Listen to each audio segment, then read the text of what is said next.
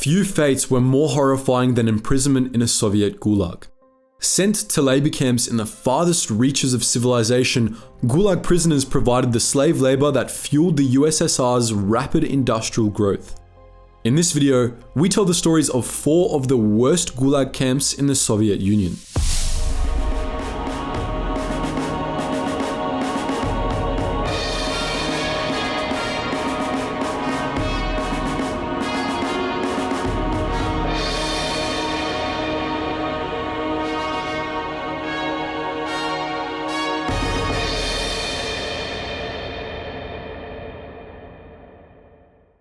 Once Joseph Stalin, one of history's most brutal tyrants, seized power over the fledgling Soviet Union, prisons rapidly filled up.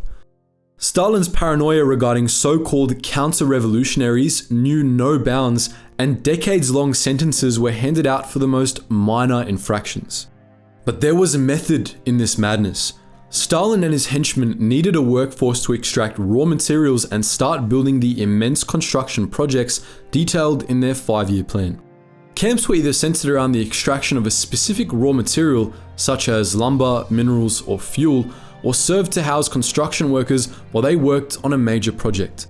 Many small and large camps were run by regional administrators, and they, in turn, reported to the Central Committee. This committee set production quotas and was known as Gulag, while the regional administrators were named after settlements. Centralized management often meant those setting production quotas were severely out of touch with camp conditions. It didn't matter if the coal miners at Vorkuta were already working 16 hours a day. If the Central Committee demanded more coal, they would get more coal. This committee also had an approved mortality rate for prisoners. If mortality fell below that rate, inspectors would be sent to the camp to determine if the guards were going too easy on the prisoners. If mortality rates rose too high, they just sent more prisoners.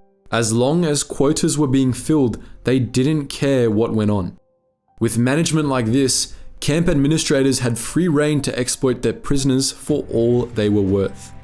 From 1925, the prisoner barracks at Solovetsky Special Prison Camp began filling with political prisoners, ex-White Army officers, Kronstadt sailors, and aristocrats from the Tsar's regime. The camp was spread over several islands in the ice-blocked White Sea just below the Arctic Circle. Here, prisoners worked as slave laborers, chopping wood without breaks, all day, every day.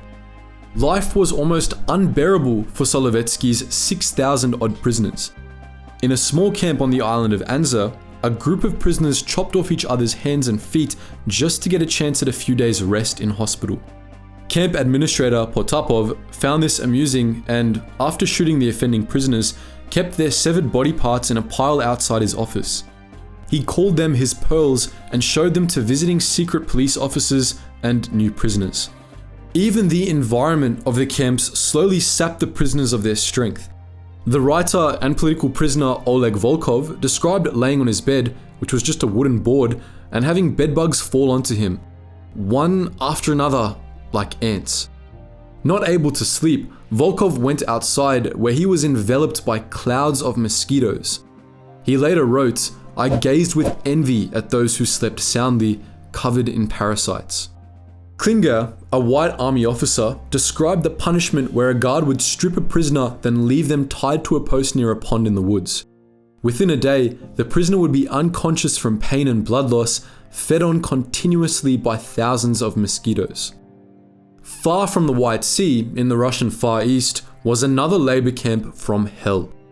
The Kolyma region's camps, centered around the settlement of Magadan, became synonymous in the Soviet Union with an exhausting, agonizing death. To reach Kolyma from the prisons in Russia's west, prisoners first had to take a train across the whole of Siberia. They were packed into cattle cars which were stifling in the summer and frigid in the winter. Elderly and physically weak people often died while crammed into these trains, and their bodies were sometimes left alongside the living prisoners for hours. Once the train made one of its periodic stops, guards would check each other for corpses and toss them into the wilderness to be eaten by scavengers. After debarking the train, prisoners were herded onto ships to take them to Magadan, a small city built entirely on slave labor. Conditions were no better on the ships, and this voyage usually claimed more lives. In Magadan's first year, only 9,928 of the initial 16,000 prisoners made it to the camp alive. Even though they were technically on the mainland, camp residents saw themselves as part of an island chain or archipelago. The famous dissident, Alexander Solzhenitsyn, coined the term Gulag Archipelago when describing his time around Magadan. In his account detailing the horrors of camps, he quotes camp commandant Naftali Frenkel. Frenkel, one of the masterminds behind the Solovetsky camp, stated, "We have to squeeze everything out of a prisoner in the first 3 months. After that, we don't need him anymore." After those 3 months, these prisoners were called goners.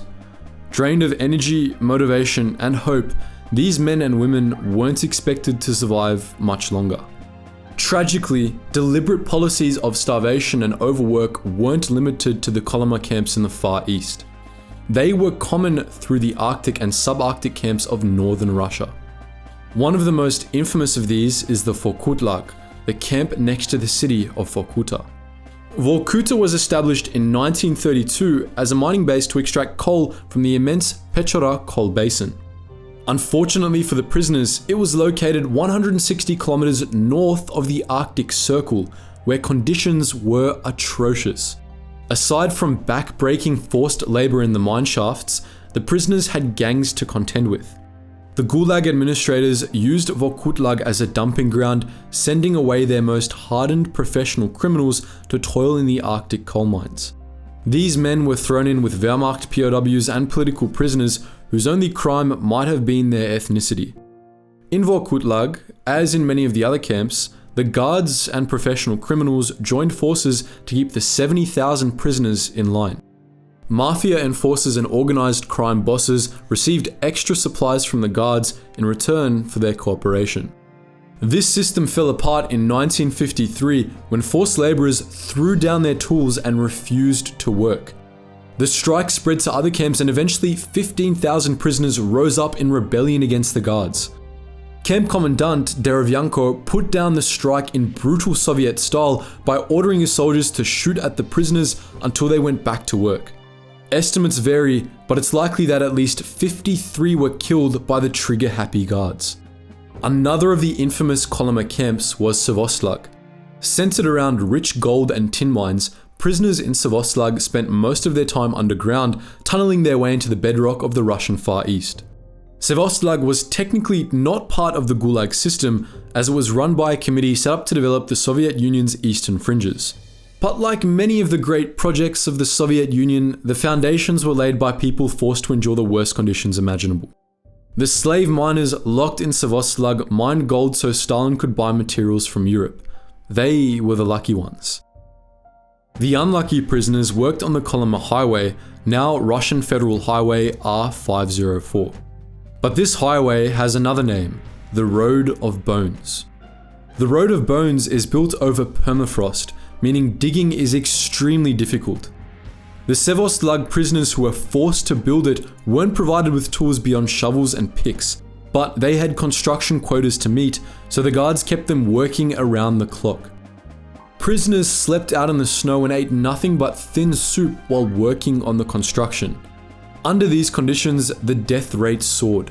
Between 250,000 and 1 million people are estimated to have died during the construction of the Kolyma Highway. With the earth too frozen to bury their bodies, the dead were interred in the road. If you drive the length of the road, know that the whole thing, all 2,000 kilometers of it, was laid, quite literally, on a foundation of corpses. Those were 4 of the worst Gulag camps the Soviet Union ever constructed. But what do you think? Did you know the Soviets used mosquitoes as a punishment for Gulag prisoners? How do you think the camp guards justified their actions? Which camp do you think is the worst out of these 4? Let us know all that and more in the comment section below. And as always guys, thank you so much for watching and I hope you learned something new.